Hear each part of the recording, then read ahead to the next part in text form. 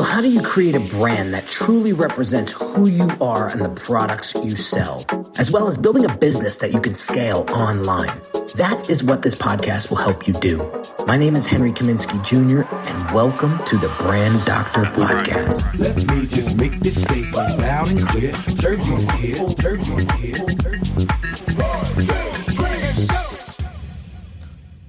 What's shaking, everybody? Welcome to another Brand Doctor Podcast episode. I got my man Always Q in the house once again. What's going on, brother? What's going on, Henry? How are you, man? I'm excited about today's conversation. You know, what's the ROI on branding? How many times have you had clients or prospects come to you and say, you know, this all sounds great, but what's the ROI on this? What's the guarantee on this, that I'm actually going to get anything out of this? And, we're going to spend some decent time today unpacking all of this, because I think this is going to help educate the folks that may not have such a fluid background in branding and may think it's a unnecessary luxury or it's a big waste of time and money. So right after this quick little message, we are going to get down and dirty about what the ROI is all about when it comes to branding. If you're a business owner who feels your branding isn't truly representing the value that you deliver, check out this free video training that will help you level up your brand's messaging and online presence so that you can start attracting higher quality clients.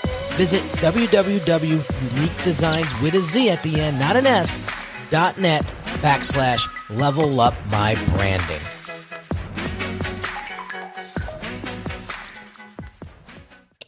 So let's dive in. So there are multiple layers to ROI when it comes to branding. And we have three, and we have a little bonus one here as well that we're going to be discussing. But the first thing that comes to mind that is going to bring an ROI back to you when it comes to branding is the level of clarity you get with your business and with a few other things as well. So a couple things here. One is your messaging, how clear and articulate you can get with your messaging with strong branding, the value that you deliver as a business, as a product, as a service, as a brand, the mission behind your brand, getting really clear on that, but also being able to communicate that more clearly, along with your vision, your meaning, your points of differentiation, and that your audience gets this implicit thought when they think of you, or when your product or service, or a product or service of your kind comes to mind. How quickly do you come to mind as a brand in their brains? So let's talk about clarity a little bit. But you know, let me hear your thoughts, Always. So I want to hit on that last point about the implicit recognition, Yeah. you know, that how quickly you come to mind, but then also, I would say the overall impact of all of this is going to be that it elevates that perceived value of expertise in their minds as well, if it's done correctly. If you're conveying the value of your offerings in the right way. If that's done with clarity, your mission, your vision, everything that you just stated all across the board, now there's that organized thought pattern in the minds of your ideal customers to be able to say, you know what, these guys are in a very organized fashion telling me exactly what I need to hear. Yeah, well, and that's what's going to create that recognition. Yeah, not only that, you know, you start to get a better understanding and clarity on who your ideal client is. Yeah. right? And then you could tailor that messaging and laser focus that messaging to them. I had a client last year who, when I asked them, what was your biggest takeaway from the Brand Accelerator program? They said, clarity. It was clarity for me. We just didn't know who the hell we were serving. And we had so many people that we wanted to target and deliver value to, but you helped us narrow that down to two specific types of clients, our advocate client and our outlier client. Our advocate client is going to be the client that we typically are going to serve. It's probably going to be 80% of our client base. And the outlier client is going to be that whale, the top 20%. You're not going to work with many of these, but when you do, it's going to be high level, and it's going to be with in my personal experience, when I've worked with those types of clients, they're the best clients yet.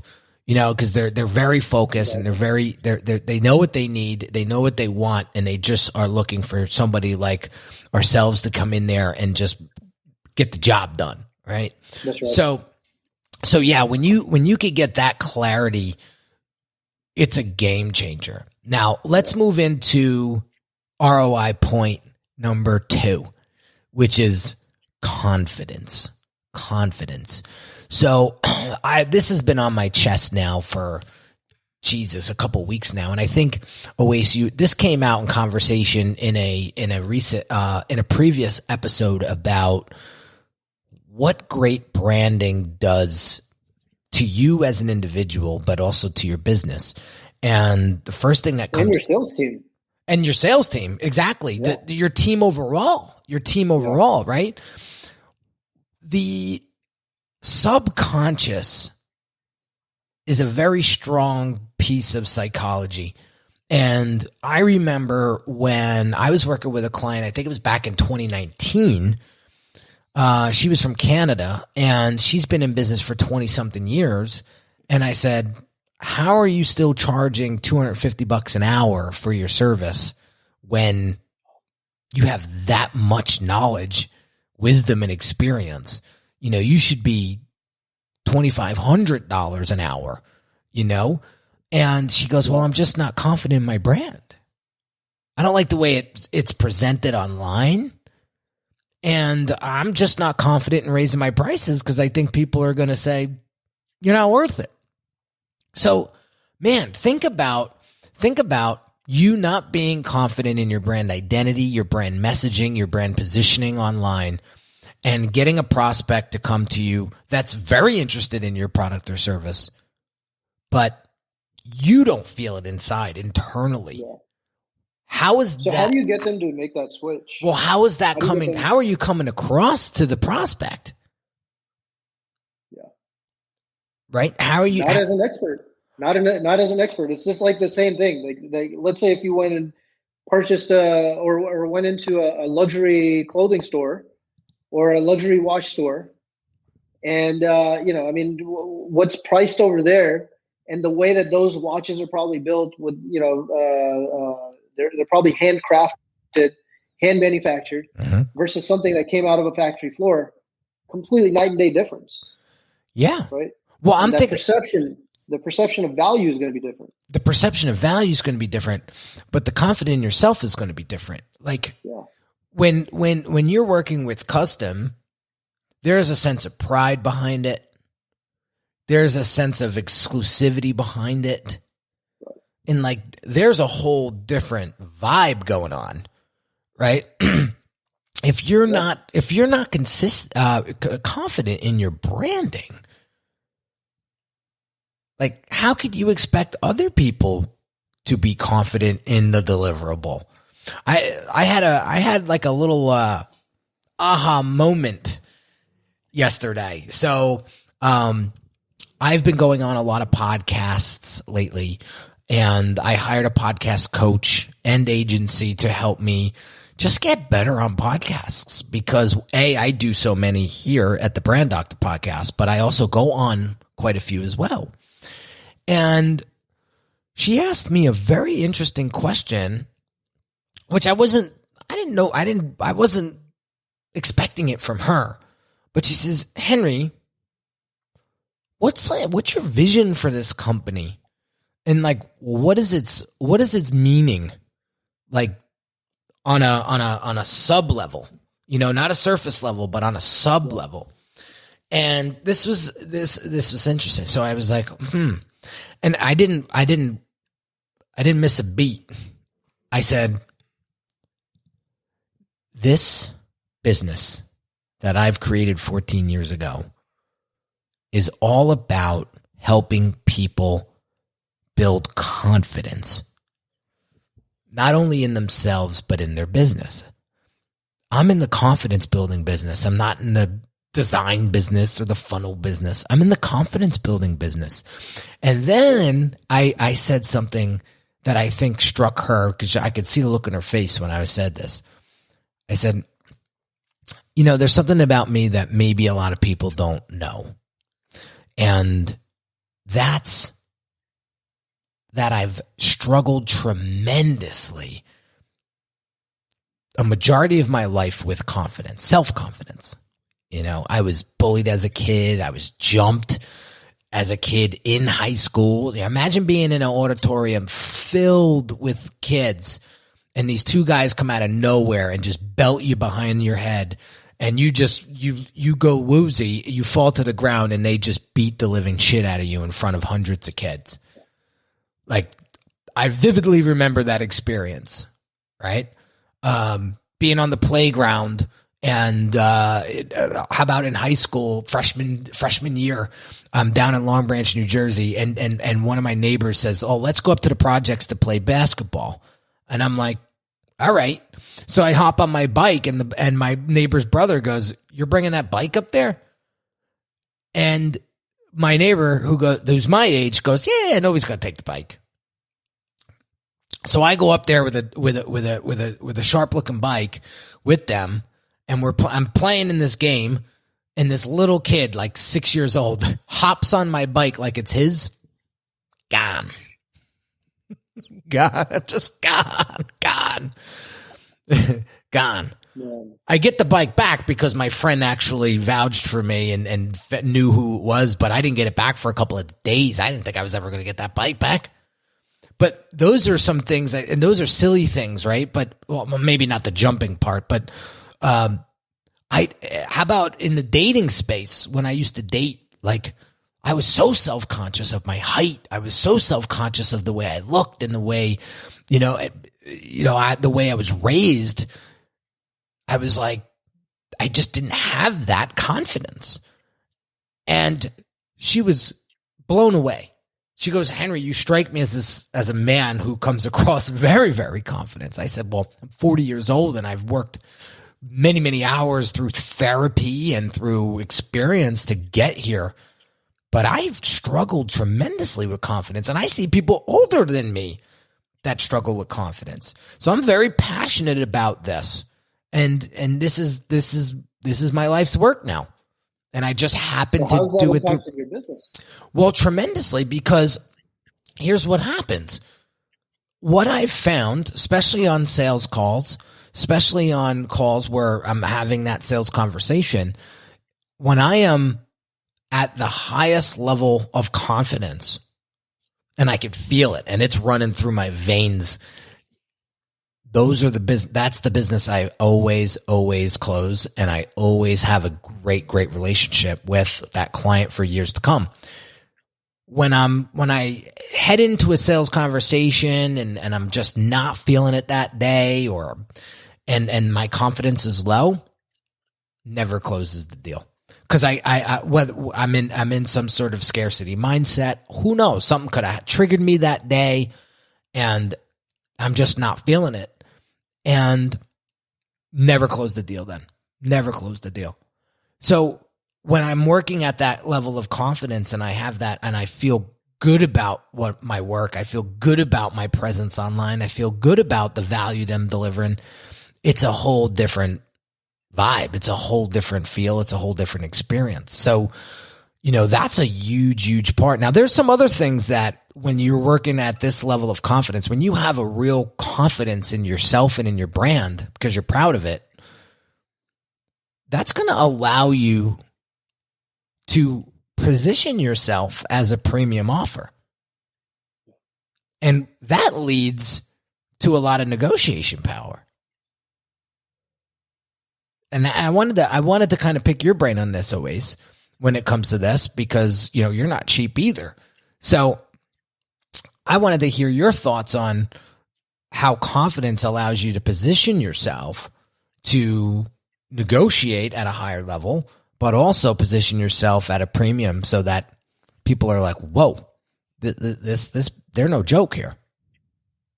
Absolutely. And I think that goes back to the clarity piece. Having all of the messaging dialed in, having the ideal client dialed in, and knowing exactly what their core challenges are across the board. And once that's repeated over and over again, through something like a voice of customer research before you're starting your entire branding, once you've identified all of those pieces, you're able to, with much better clarity and more confidence, go into that sales that sales situation and say, you know what, let's ask some targeted questions. Let's at least get, and I think that's the biggest thing. Blair Enns also talks about this. It's the switch. It's the switch from a service provider to an expert, right? You're no longer just another service provider. You're now the expert. You're now the doctor that is coming in here to diagnose the situation. And the only way that you can diagnose that situation is if your message includes very specific targeted questions around things that you have, that you're in the position to resolve. Exactly. So what brings you in today? So how is this creating an impact in your business? What's how typically what I ask is, what's happening? What are your biggest challenges in acquiring the right clients right now? Right. That's a great question. And that gets them to just expand on the story. I'm just kind of sitting back and letting them go from there. But it's that level of confidence. You got to have that confidence to ask those questions. Yeah. Right. Yeah. And there are times where the questions may set the other person off because they have never looked at their business that way, or they weren't even prepared to come in. There are oftentimes I get this response. Wow, I wasn't prepared to come in and answer questions like this. Yeah. Or I never thought about my business this way. Yeah. That's huge. Right? But yeah, that's huge. And that all stems from having a level of confidence to be able to say, you know what, I'm going to ask this type of a question today or not today, but moving forward, because I have a genuine interest in wanting to get to understand my prospective client much better, so that the outcome that we're trying to lead them towards is going to be one that's not only just favorable, but it's going to be, something that they really see a difference in. Yeah. So as they're gaining confidence in their brand, and as a result of the brand, they're also seeing an improvement in their business performance. That's the key. That's the key. So, which leads us to the third ROI point of branding is the connection piece. So we have clarity, we have confidence, we have connection. So what do I mean by connection? So I'm specifically talking about connection with audience. Okay, connection with audience, connection with clients. And that runs deep, right? The connection to grow your audience, the connection to brand loyalty, the connection to retaining those clients, the connection to build tremendous amounts of trust with your audience and those clients, and then the connection through experience. I was reading a Medium article yesterday, and they were talking about how user experience is a huge, huge differentiator and something that all businesses now after COVID should be paying attention to 2021 and the years to come, because the working space has changed so drastically, right? So a lot of businesses are home based. these days. A lot of businesses are running remote operations. So when you're running remote, see that when COVID hit, it didn't even startle me because I've worked with remote teams for 14 years. You know, it was business as usual over here. But let's talk about the brick and mortars. Let's talk about that was a huge disruption. And I mean, also on the customer side, right? I mean, more customers are now relying on the virtual space, virtual marketplace to really be able to not only research prospective or potential vendors, but then also, you know, again, they want to make their buying decisions right then and there, or at least finalize their final 3 or final 5 in terms of who they're considering to buy from. And that's huge because it's no longer, hey, let's go from place to place outside in the physical environment and see who's out there that can potentially help me resolve whatever it is that I'm wanting to resolve, or give me the product that I want to buy.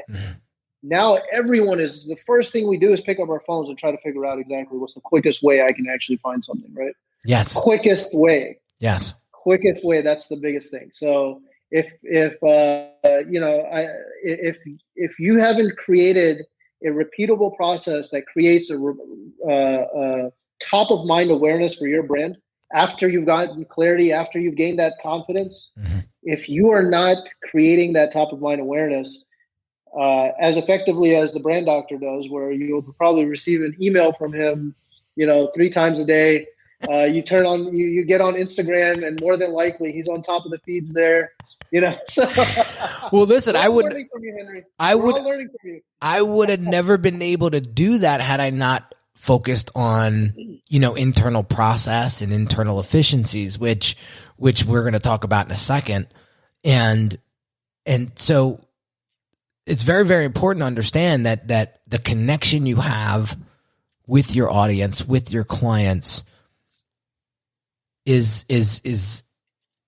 birthed from great branding, because it again, branding is that experience. It's a feeling. It's that connection, consciously and subconsciously. Becky Smith says here, so top of mind is the new ZMOT. Yeah. Zero moment of truth. Yeah. You got to stay in front of your customers. That formula hasn't changed, Becky. It's before the digital revolution, you had TV, and the people that were, or the commercials or the brands that were the most in front of you, you were more likely to actually go and purchase that. Subconsciously, they were embedded in your mind. And we talk about this as often as possible. When you win their hearts and minds, you have won their business. And the only way that you're going to win their hearts and minds is staying in front of them as much as possible, and really being able to connect with them at an emotional and subconscious level. And a human level. Yeah. That was another thing that I've noticed. A big trend in branding and marketing moving forward is going to be the humanization of your brand. And I talked about it yesterday, the alignment between corporate brand with personal brand, and how that's going to play a huge, huge part moving forward. And doing these live streams and reaching out to your audiences and bringing them and letting them be part of your marketing is huge. Perfect example. And authenticity. Authenticity. I mean, I think that's what really is the component of the human aspect of it, right? I mean, it's one thing to just have 2 individuals coming over here and reading off of a script or even like a pre-scripted sort of a format and lecturing everyone, or having a real conversation and being able to show up in as much of a real aspect of themselves as possible. Yeah, that's why I encourage, we have a few live viewers right now. Feel free to drop comments. Feel free to, engage with us, because that's the best part of doing these live streams is having you guys engage with us and ask questions and comments, and it ignites us, and I love it. I absolutely love it. The last part of the That's me waking up at 1:30 this morning and never going back to bed. Becky says I'm emotional about Henry. I love Becky. Becky's a doll. I've known Becky for years. But the last ROI that you could get or can expect from strong branding is efficiency, right? And I know there's 3 parts of efficiencies that are crucial and critical inside of anyone's business. And all right, so I'm going to be a skeptic here. Oh, God. I'm going to play the skeptic here. Uh-oh. Because how are you going to, and this is someone that's having a difficult time trying to justify a significant amount of money that I need to invest in, that you're telling me to invest into branding. And now you're going to tell me that you can create efficiencies in my process, in my internal process, in my business. Are you pitching EOS here? Are you pitching some sort of a process? Are you pitching a process improvement? Or are you pitching branding? Which one is it, Henry? Look at you. I love this. I love it. The pitchforks come out. No, this is great. Cause listen, this is what clients ask us all day long. Right. Yeah. And so I'm going to get to that. I'm going to get to answering that question in a second. The 3 things that we need to pay attention to and that I emphasize strongly in my strategy program is efficiencies in revenue, efficiencies in awareness, and efficiencies in efficiencies, internal processes and system. And I have a really fun exercise that I do with clients that helps prioritize those, right? And it really, really narrows things down nicely. So at the end of the day, we're like, wow, out of these 15 things, based on your little maneuver here, I know the top 3 that I need to be focusing in on right now. And it's mind blowing. It's mind blowing. But here's what happens when you have a strong brand strategy and when you have strong branding. That branding better informs you, which allows you to make more informed decisions on those 3 pillars right there. Right?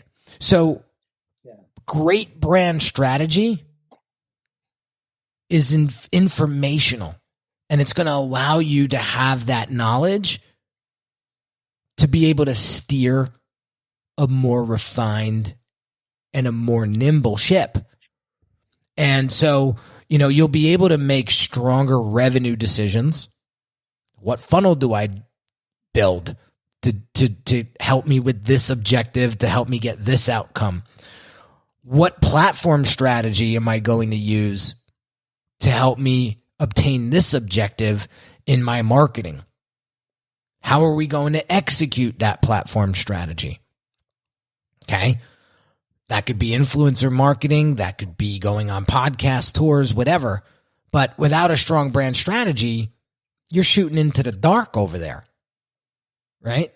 Then when it comes to efficiencies is let's look at our customer experience once they get onboarded, or how about let's look at the onboarding process and let's see where the gaps are. Right? And then once they get onboarded, what does the process look like? Is your customer well informed? Like one thing that drives me absolutely berserk when I hire companies is the notification of what's next.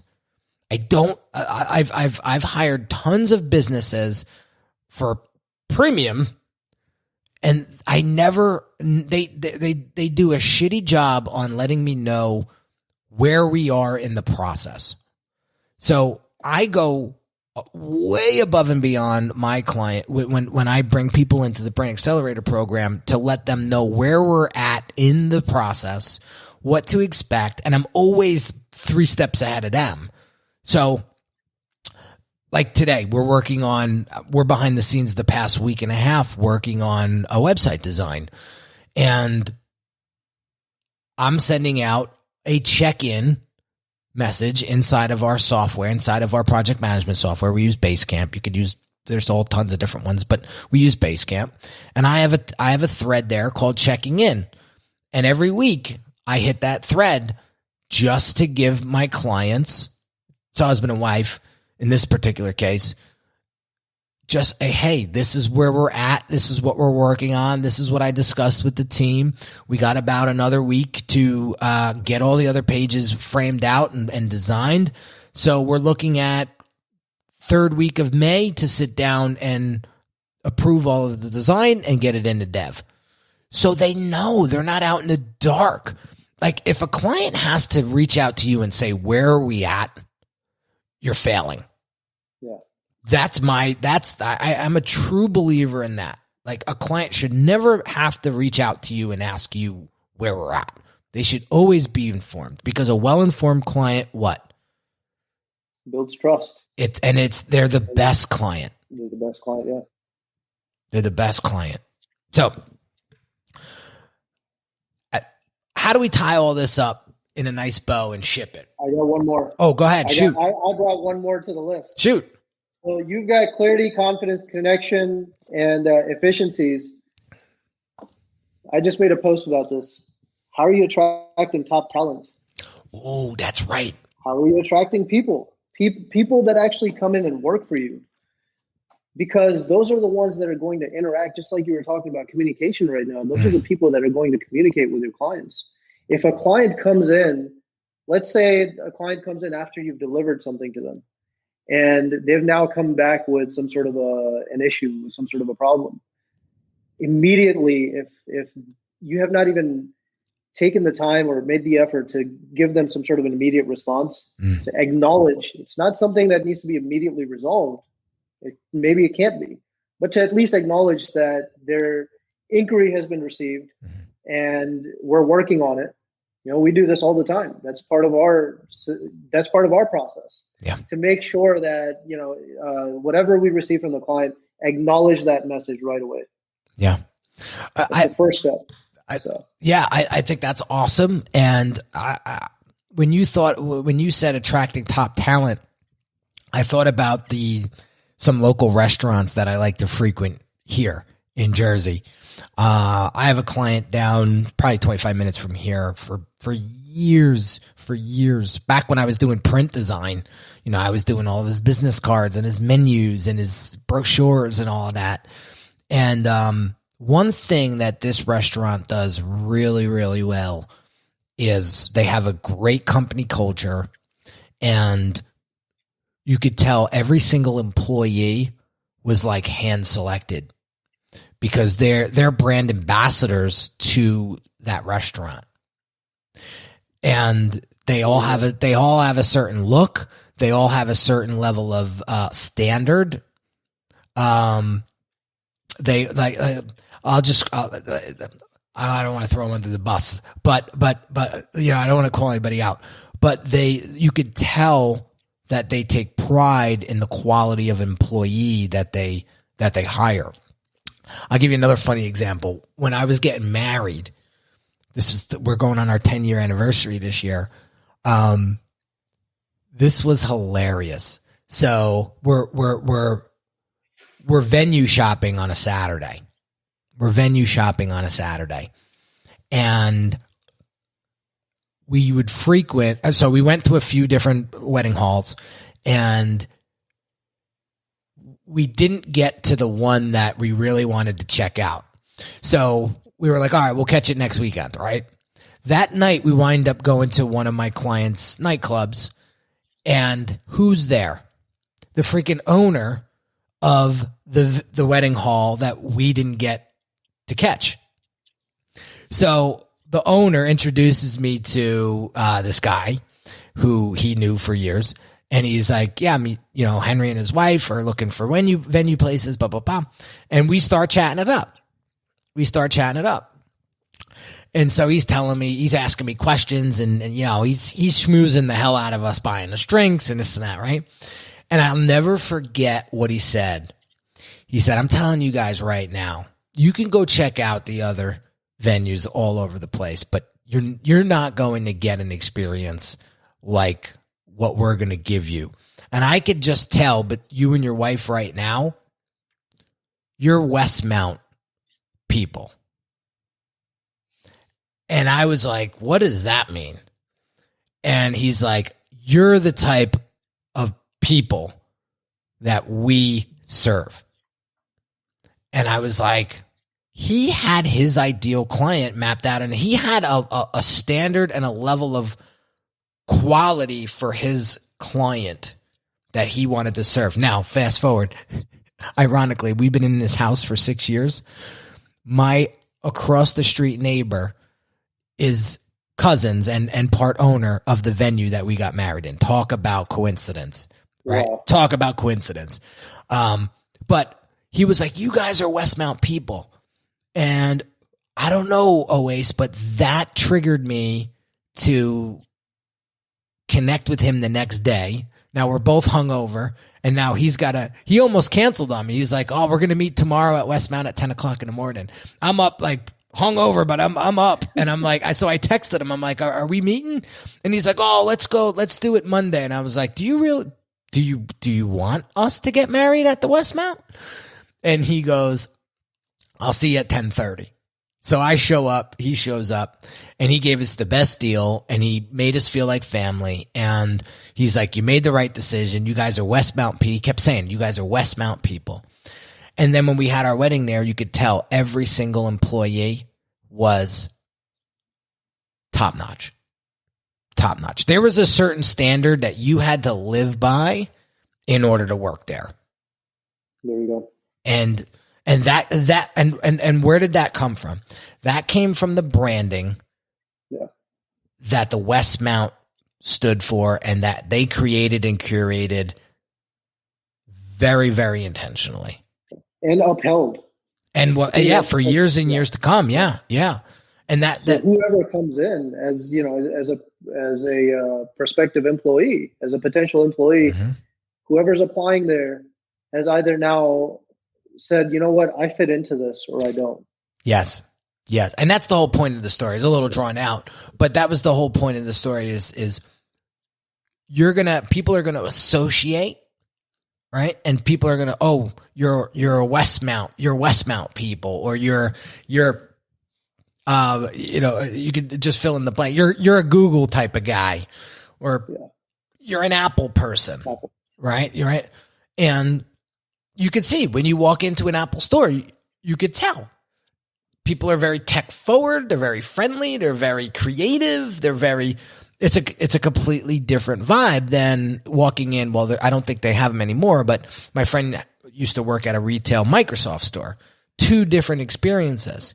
Way different. I don't think Microsoft stores are, no, there may be. I know they downsize quite a few of them, but there's Microsoft stores now. And it was very interesting to feel the different vibes in each store. So anyway, very, very strong point, Oasis, about hiring the right talent or attracting the right talent. You know what I mean? When it comes to the ROI and your branding. So, man, we tackled that in 38 minutes. I thought we were going to go way longer than that. So, here's the big bow that I want to tie around this episode is, if you don't have strong confidence in your branding, how do you expect your audience to have confidence in your product or service? Period. End of story. I don't know where you went. It looks like your video. I think my audio is still on. I don't know why my camera just fell off, so I'm coming back on, man. It's all good. But I'm coming back on. So here's the thing. At the end of the day, when you invest in your branding, that's equity back into the business that is going to go on and pay you back in spades years and years to come. Yes, you could do marketing activations. You could get that short-term thrust of sale or anything like that. But let's talk long-term. You know, let's talk big picture. Yeah, let's talk big picture. Yeah. So branding is more long-term, and I mean, it's got all of these different arms that you just mentioned. right? Yeah. And So you're not going to be, and I say this all the time, you're not going to be able to have an effective use of your investment if you're just going on the short-term marketing tactics just to ramp up your sales, but then you're gonna hit a growth ceiling sooner or later. Well, think about this for a second. Imagine your business with the proper branded identity, messaging system, the whole nine, can command a price like Starbucks did with coffee. They commanded the price of a $5 coffee, and people buy it all day long. That's branding, right? Apple could command the prices of their iPhones because they established a strong brand. Now you could play, if you're a coach, consultant, you could play at a lower level, but you can play that game as well with strong branding.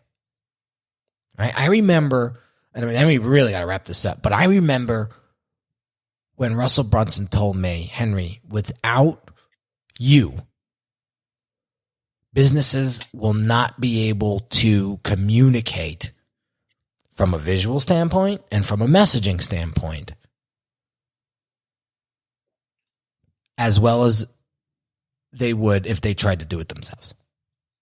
So your service provides such a value to busy business owners that aren't well versed in branding, don't know what the hell they're doing, and need somebody like you to come in and like the hired gun.